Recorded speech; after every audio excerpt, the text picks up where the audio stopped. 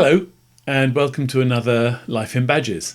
Today's badges are these two Conan the Barbarian badges.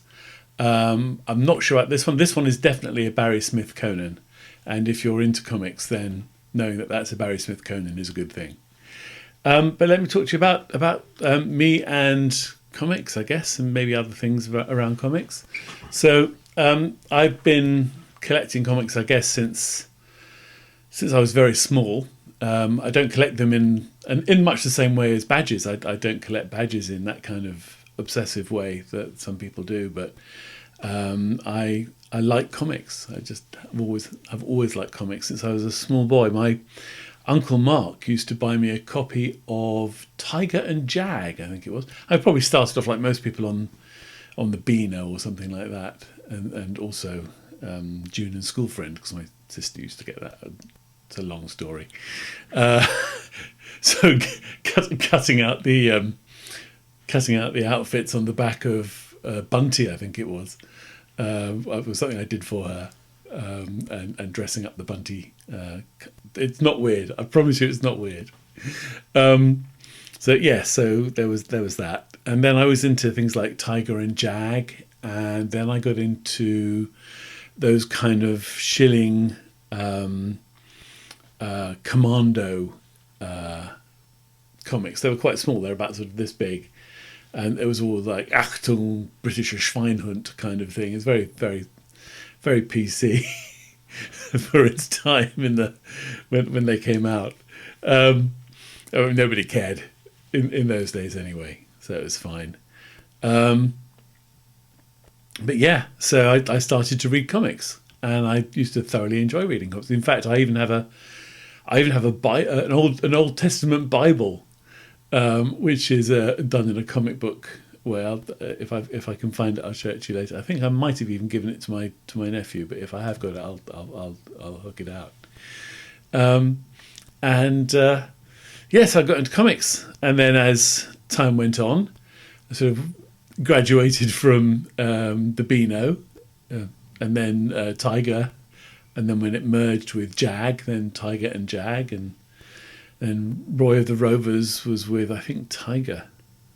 Could have been. Anyway, I don't remember who was where. But anyway, so Tiger and Jag merged, so it became Tiger and Jag. And then I got into American comics, and I started to get into things like Spider-Man and Superman. Sort of starting with Superman, Batman, Wonder Woman, those kind of DC type things, and then more into the Marvel universe, I guess you call it now.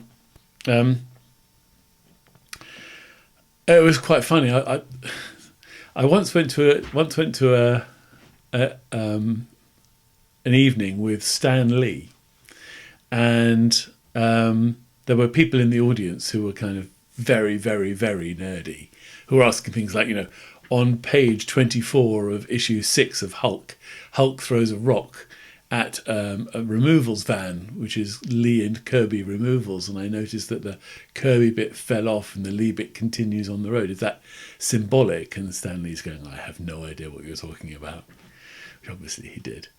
But one of the questions that he answered was, what's the difference between a DC comic and a Marvel comic? And I can still remember his answer. And he said,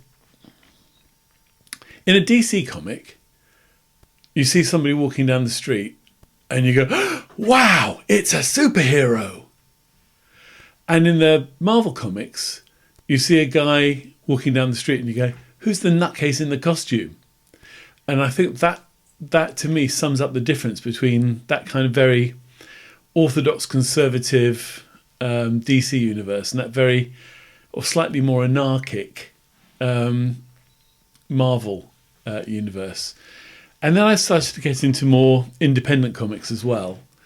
And then one of the things I loved Conan comics, and especially the Barry Smith ones.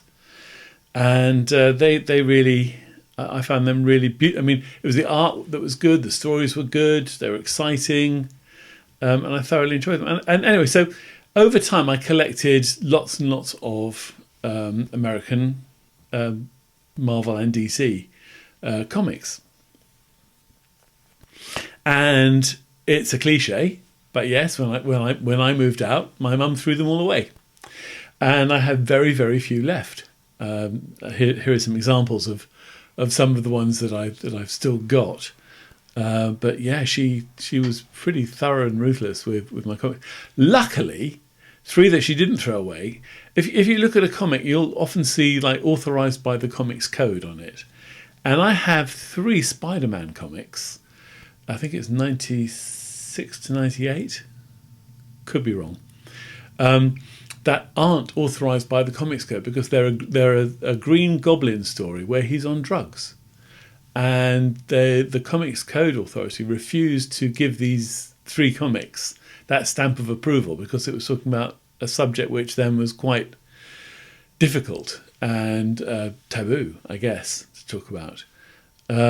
So that's where my love of comics came from, and at the same time, I have a very good friend called John Lee, who actually was the guy who gave me these 2 badges, and so John is also mad. I mean, John is a proper collector. John goes to collection fairs and things like that. He's a great guy, and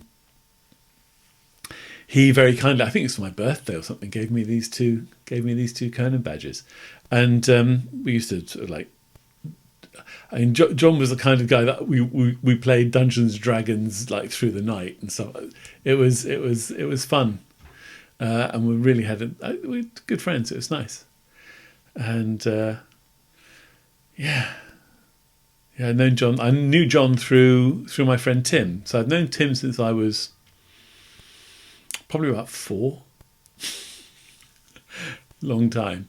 And Tim went to I think Port Regis, and then as a prep school, and then after that he went to Bryanston, and at Bryanston he hooked up with some people who are still very good friends of mine. So he hooked up with John Lee at Bryanston, and also with Chris Bridge. So and also Simon Mortimer, who was a friend for a long time, and then the other people that I met through them, Justin Stewart, who's now Justin Urquhart Stewart, who I nearly crashed his motorcycle once in Brighton. That was quite good fun. I don't think he thought it was fun, but luckily I didn't crash his motorcycle. It was fine. But his parents had a very nice house in Brighton, in I think Sussex Gardens, Sussex Square, something like that. It's good. It's nice, and he's now. I used to have these fairly wild parties when I was living over in sort of off the Brompton Road, and he came along to a couple of those. They were quite good fun. And I was sharing a flat with three women, so that was. They had some friends, and it was very nice. It was a nice time to be young and single and in a flat in London, and so through Tim I got to meet John. Through John, and we shared a love of graphic novels, I think is the way to describe them. And I've never not been into graphic novels now. I started to collect sort of the proper novelty things. I've got quite a collection of graphic novels now, quite a lot of independent ones as well. But all the usual stuff that you're supposed to have, like Watchmen and Dark Knight and all that stuff. But some unusual ones as well, which I think are quite a bit more interesting. What else can I say about Conan and badges and artwork? Well, artwork, I guess. It was one of the reasons why I really like comics, is that I found it very easy to. It's almost like reading a storyboard. It's just so fast, and you get that you can.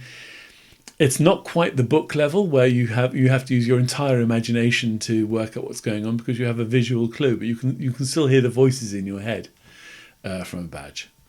But yeah, so comics, me, badges. I think that's today, really. Thank you very much for listening.